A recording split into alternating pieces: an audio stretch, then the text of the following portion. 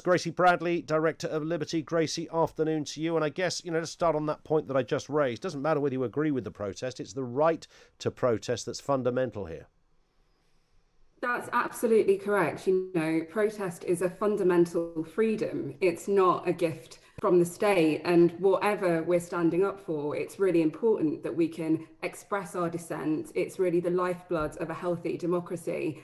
And it has been under threat over recent years, which is really concerning. And the latest policing bill is the latest in a long line of threats to our freedom. Where are we at on that, Gracie, at the moment? Because, of course, this was the policing bill that many were concerned, including yourselves, that this could actually curtail the right to protest. If you were doing the wrong thing at the wrong time, I don't know, making too much noise with your trumpet, whatever it happened to be, then the old bill could pitch up and chuck you in the cells.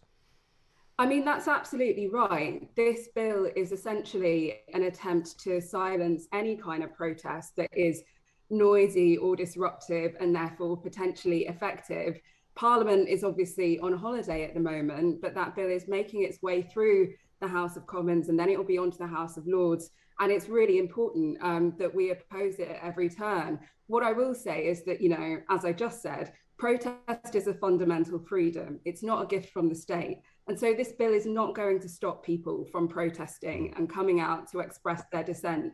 What it's likely to do is create more conflict between protesters and the police. And that's why some former senior police officers have come out and said they're really worried that this bill is a threat to democracy. And actually, they're really worried about the scenes it's likely to create between police and protesters on the streets. Yeah, I think the average cop doesn't really want to be arresting people for those kind of alleged offences, etc. I guess that the other question on this, I suppose, Gracie, comes up in terms of where protest meets the curtailing of other people's freedoms. And Extinction Rebellion were often cited as, fine, have a protest, but if you're going to block the roads and you're going to make my journey to work or an ambulance's journey to a hospital difficult, then that's a no-no.